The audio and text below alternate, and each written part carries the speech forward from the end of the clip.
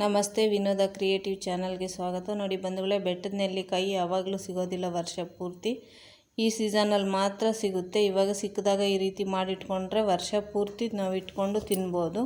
ಮೊದಲು ಬೆಟ್ಟದ ನೆಲ್ಲಿಕಾಯಿನ ತೊಳ್ಕೊಂಡು ಈ ಥರ ಬಟ್ಟೆಯಿಂದ ಒರೆಸ್ಬಿಟ್ಟು ನೀಟಾಗಿ ಹಬೆಯಲ್ಲಿ ಬೇಯಿಸ್ಕೋಬೇಕು. ಒಂದು ಪಾತ್ರೆಗೆ ನೀರು ಹಾಕ್ಬಿಟ್ಟು ನೀರಿನ ಮೇಲೆ ಇಟ್ಬಿಟ್ರೆ ಈ ಥರ ಚೆನ್ನಾಗಿ ಬೇಯುತ್ತೆ.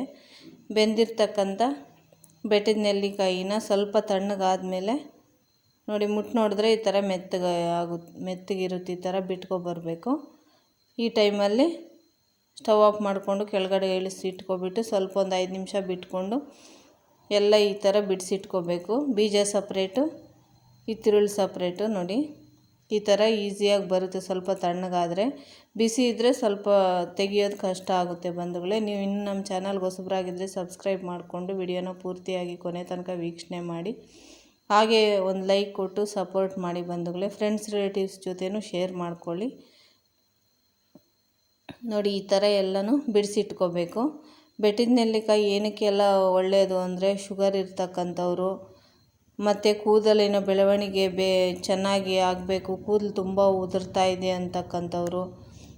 ಅಷ್ಟೇ ಅಲ್ಲದೆ ನೋಡಿ ಎಲ್ಲ ಈ ಥರ ಬಿಡಿಸಿಟ್ಕೊಂಡಿದ್ದೀನಿ. ಬೀಜನೂ ಬಿಸಾಕೋದಿಲ್ಲ, ಬೀಜನ ಪುಡಿ ಮಾಡಿಕೊಂಡು ಕೂದಲಿಗೆ ಹಾಕ್ಕೋಬೋದು ಬಂಧುಗಳೇ. ಎಲ್ಲ ಬಿಡಿಸಾದ್ಮೇಲೆ ಈ ಥರ ಒಂದು ಪಾತ್ರೆಗೆ ಹಾಕ್ಕೊಬಿಟ್ಟು ನಂತರ ಸಕ್ಕರೆ ಹಾಕ್ಕೊಳ್ತಾ ಇದ್ದೀನಿ. ನೋಡಿ ಸಕ್ಕರೆ ನಿಮಗೆ ಎಷ್ಟು ಸಿಹಿ ಪ್ರಮಾಣ ಬೇಕಾಗುತ್ತೋ ಅಷ್ಟು ಹಾಕ್ಕೊಳ್ಳಿ, ನಿಮ್ಮಿಷ್ಟ. ಜಾಸ್ತಿನಾದರೂ ಹಾಕ್ಕೋಬೋದು, ಇಲ್ಲ ಸ್ವಲ್ಪ ಕಡಿಮೆನಾದ್ರೂ ಹಾಕ್ಕೋಬೋದು. ಆಮೇಲೆ ಬೇಕಾದರೆ ನಾಳೆ ಬೆಳಗ್ಗೆ ಮಾರನೇ ದಿವಸ ಬೆಳಗ್ಗೆ ಬೇಕಾದ್ರೂ ಅಡ್ಜಸ್ಟ್ ಮಾಡ್ಕೋಬೋದು. ಸ್ವೀಟ್ ಕಡಿಮೆ ಇದೆ ಅಂದರೆ. ಹೃದಯ ಸಂಬಂಧಿತ ಕಾಯಿಲೆ ಇರ್ತಕ್ಕಂಥವ್ರು, ಇವಾಗ ಚಿಕ್ಕ ಮಕ್ಕಳಿಗೇ ಅಟ್ಯಾಕು, ಹಾರ್ಟ್ ಪ್ರಾಬ್ಲಮ್ಮು ಅಂತೆಲ್ಲ ಹೇಳ್ತಾರೆ. ಆದ್ದರಿಂದ ಚಿಕ್ಕ ಮಕ್ಕಳಿಗೆ ಈ ಥರ ಮಾಡಿಕೊಟ್ರೆ ತುಂಬ ಇಷ್ಟಪಟ್ಟು ತಿಂತಾರೆ. ಪ್ರತಿದಿನ 2-3 ತಿಂತಾ ಬಂದರೆ ಎಲ್ಲ ರೀತಿಯ ರೋಗ ನಿರೋಧಕ ಶಕ್ತಿಯನ್ನು ಹೆಚ್ಚಿಸುತ್ತೆ. ಎಲ್ಲ ರೀತಿಯ ಕಾಯಿಲೆಗಳಿಗೂ ಮತ್ತು ರಾಮಬಾಣ ಅಂತಲೇ ಹೇಳ್ಬೋದು. ಮತ್ತು ನಿಂಬೆಹಣ್ಣು ಹಾಕ್ಕೊಳ್ತಾ ಇದ್ದೀನಿ. ನಿಂಬೆಹಣ್ಣು ಹಾಕೋದ್ರಿಂದ ಪ್ರಿಸರ್ವೇಟಿವ್ ಥರ ಕೆಲಸ ಮಾಡುತ್ತೆ. ಆದ್ದರಿಂದ ಮತ್ತು ಹುಳಿ ಅಂಶವೂ ಇರುತ್ತೆ. ಇದು ಸ್ವಲ್ಪ ಒಗರೊಗರಾಗಿರುತ್ತಲ್ವ ಬೆಟ್ಟದ ನೆಲ್ಲಿಕಾಯಿ, ಆದ್ದರಿಂದ ಸ್ವಲ್ಪ ಹುಳಿ ಅಂಶವೂ ಇರಲಿ ಅಂತೇಳ್ಬಿಟ್ಟು ಹಾಕ್ಕೊಂಡು ಈ ಥರ ಕಲಸಿಡ್ತಾ ಇದ್ದೀನಿ ಬಂಧುಗಳೇ. ಬೆಟ್ಟದ ನೆಲ್ಲಿಕಾಯಿ ಸಿಗೋದಿಲ್ಲ ಯಾವಾಗ್ಲೂ, ಆದ್ದರಿಂದ ಸೀಸನಲ್ಲಿ ಈ ರೀತಿ ಮಾಡಿ ಇಟ್ಕೊಬಿಟ್ರೆ ವರ್ಷ ಪೂರ್ತಿ ತಿನ್ಬೋದು. ಮಕ್ಕಳಂತೂ ತುಂಬಾ ಇಷ್ಟಪಟ್ಟು ತಿಂತಾರೆ. ಮಕ್ಕಳಂತಲೇ ಅಲ್ಲ, ದೊಡ್ಡವರು ಸಹ ತಿನ್ಬೋದು. ಎಲ್ಲ ರೀತಿಯ ಕಾಯಿಲೆಗಳಿಗೂ ರಾಮಬಾಣ ಇದು. ಒಂದು ದಿವಸ ನೈಟ್ ಪೂರ್ತಿ ಈ ಥರ ಬಿಟ್ಬಿಡ್ಬೇಕು ಕಲಿಸ್ಬಿಟ್ಟು. ಮಾರನೇ ದಿವಸ ಬೆಳಗ್ಗೆ ನೋಡಿ ತೋರಿಸ್ತಾ ಇದ್ದೀನಿ. ಸಕ್ಕರೆ ಎಲ್ಲ ಈ ಥರ ಕರಗಿಬಿಟ್ಟು ಬಿಟ್ಕೊಂಡಿದೆ ನೋಡಿ. ಚೆನ್ನಾಗಿ ಇಟ್ಕೊಂಡಿರುತ್ತೆ ಸಕ್ಕರೆ ಎಲ್ಲ ಇದಕ್ಕೆ ಹೀರ್ಕೊಂಡು. ಸ್ವೀಟ್ ಅನ್ನೋದು ಇವಾಗ ಗೊತ್ತಾಗುತ್ತೆ ನಮಗೆ, ಸ್ವೀಟ್ ಕಡಿಮೆ ಇದೆಯಾ ಜಾಸ್ತಿ ಇದೆಯಾ ಅಂತೇಳ್ಬಿಟ್ಟು. ನೋಡಿ ತಗೊಂಡು ನೋಡಿದ್ರೆ ಗೊತ್ತಾಗುತ್ತೆ. ಸಕ್ಕರೆ ಇನ್ನೂ ಸ್ವಲ್ಪ ಬೇಕು ಅಂದರೆ ಹಾಕ್ಬಿಟ್ಟು ಸಾಯಂಕಾಲದ ತನಕನೂ ಮತ್ತೆ ಮುಚ್ಚಿಡ್ಬೋದು ಬೆರೆಸ್ಬಿಟ್ಟು. ಇಲ್ಲ ಸರಿಯಾಗಿದೆ ಅಂದರೆ ತೆಗೆದುಹಾಕ್ಕೋಬೋದು ಬಂಧುಗಳೇ.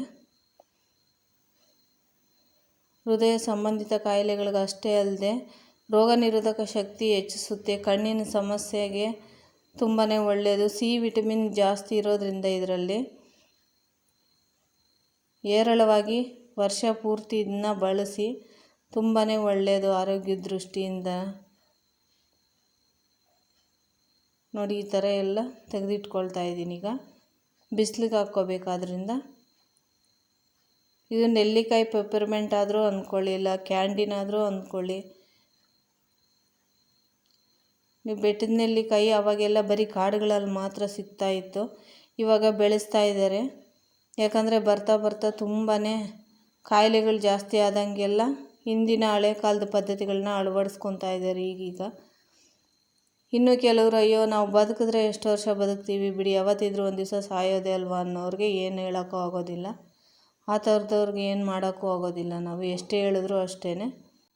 ಇದರಲ್ಲಿ ಬಂದಿರ್ತಕ್ಕಂಥ ಜ್ಯೂಸ್ನೂ ಸಹ ಜ್ಯೂಸ್ ರೂಪದಲ್ಲಿ ಕುಡಿಬೋದು. ನೋಡಿ ಈ ಥರ 2 ದಿವಸ ಬಿಸಿಲಲ್ಲಿ ಒಣಗಿಸ್ಕೊಂಡ್ರೆ ಚೆನ್ನಾಗಿ ಒಣಗಿರುತ್ತೆ. ಒಣಗೋ ಅಷ್ಟರಲ್ಲೇ ನಮ್ಮ ಮನೆಯಲ್ಲಿ ಖಾಲಿ ಆಗೋಯ್ತು ಒಂದೇ ದಿವಸಕ್ಕೇ. ಮಾರನೇ ದಿವಸಕ್ಕೆ ಇಷ್ಟು ಉಳಿದಿದೆ ನೋಡಿ. ಈ ಥರ ಒಣಗಬೇಕು. ಸ್ವಲ್ಪ ಪ್ರೆಸ್ ಮಾಡಿದ್ರೆ ನೋಡಿ ಗಟ್ಟಿಯಾಗಿರಬೇಕು. ಇದನ್ನ ಒಂದು ಬಾಕ್ಸಲ್ಲಿ ಎತ್ತಿಟ್ಕೊಬಿಟ್ರೆ ವರ್ಷ ಪೂರ್ತಿನೂ ತಿನ್ಬೋದು ಬಂಧುಗಳೇ. ವಿಡಿಯೋ ವೀಕ್ಷಣೆ ಮಾಡಿದ್ದಕ್ಕಾಗಿ ಧನ್ಯವಾದಗಳು.